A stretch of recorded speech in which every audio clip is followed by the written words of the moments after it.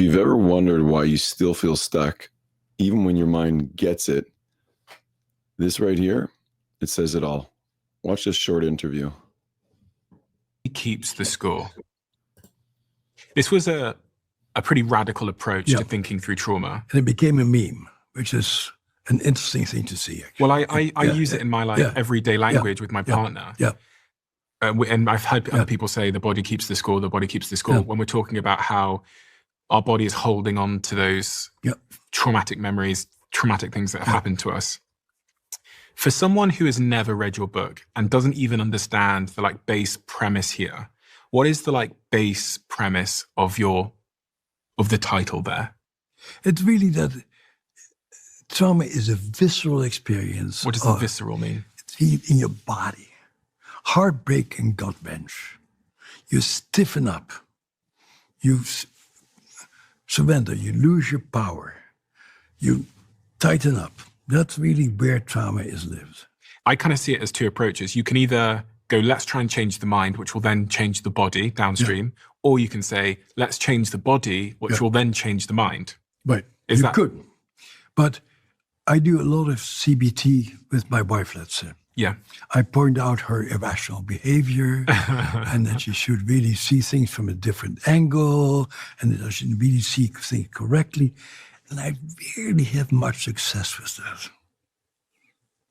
And I'm a bit surprised that psychology does things that most spouses have failed in using very well.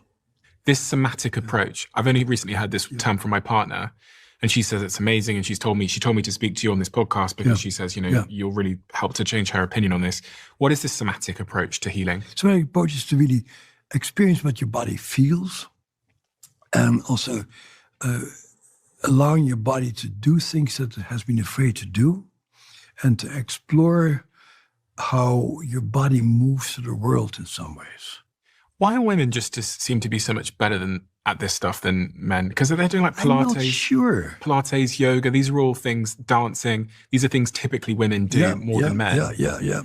And it seems women are just more in touch with it. Yeah, I think it's an intriguing question because it's not exclusively women. Of course, men have always done it in armies and basic training and the military. And what's intriguing to me is that, when people join the military, they oftentimes are not very well put together people, and they go through basic training, and they really march together, they sing with people, and they climb barricades, and they go through composite physical experience with other people. At the end of 12 weeks, they feel competent, and they feel connected, and they have found a band of brothers. How do they do it? Not by yakking, but by having very deep shared physical experiences. One of the interesting things that you write about, which I found particularly interesting because I saw little flashes of myself in the words, is you said, I found that the more traumas your patients have in their background, the more creative and successful they often become. Often. And we don't know how often that is, but I get to meet quite a few of them. Yeah. It's the people who have had to struggle who often see new possibilities and have no choice but to discover new options. That's true. Yeah. But those are the people who manage to get into my practice. And the people who don't find those solutions don't have the wherewithal and the capacity to make it into therapy with me. They might be outside with a drug addiction. Getting drugs, lying on the streets, et cetera. And to a large degree, I see that as an issue of accident. This past year, I visited a program in Los Angeles called Homeboy Industries.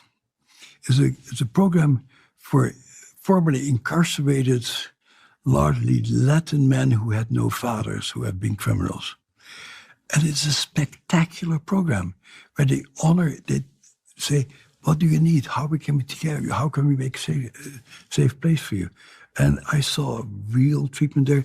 St. Quentin Hospital, St. Quentin Prison, famous prison in California, is now trauma-based. They use my book as a port text there. And they're transforming people's lives by acknowledging the reality of what they dealt with, helping people to be part of the healing system, working in groups, working with movement.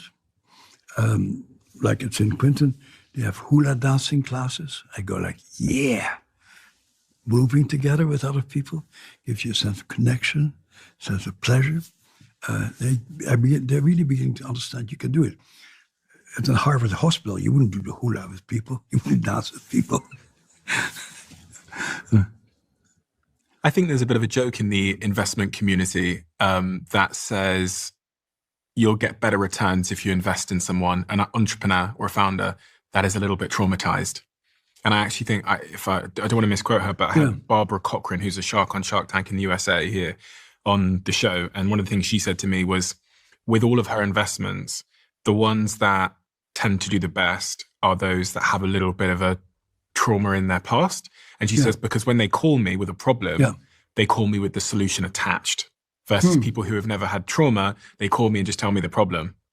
So they'll call me and say, listen, Barbara, this has happened, and this is what we're going to do about it. And that was her, she said it in a slightly humorous way, but I wondered if you thought there was any truth in this idea that... Yeah, I think that's, again, a selection bias of people she works with.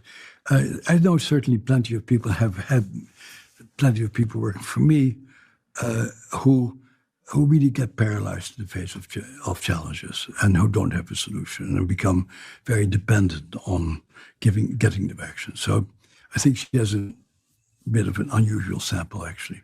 Because I wondered if you've had an anomalous early upbringing, does that make you an anomalous adult? Does it increase the probability that you become an anomalous, slightly different adult? Absolutely. Okay, and that can go everywhere. You develop a mind and brain to fit with that particular situation. And if that particular situation doesn't help, you need to find new solutions. And so trauma and abuse really forces you to try to find other solutions, but many of them are not successful.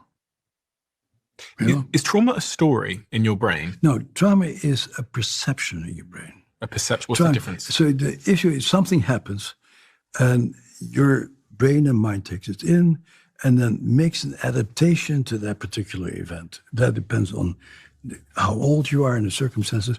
And it's very different for different people. Give me an example of a perception. If you would beat me up right now, I'd go, this guy is crazy. And I can call people and ruin your reputation, etc. If I'm 3 years old and you start hitting me as a kid, I don't know what the hell to do about it. And I'll likely think I did something wrong that I caused the guy to beat me up and I'm a terrible person. And no wonder that he beat me up because I'm a horrible creature. And that's what almost everybody who I know who was beaten as a child, that's the internal understanding of it. It's not just a catchy phrase, it's the truth. Your body remembers what your mind tries to forget. And until you deal with the pain in your nervous system, you're going to keep on reliving it in your relationships, in your habits, and your reactions. You're not broken. You're carrying something that was never yours to hold. And it's time to let it move out of you.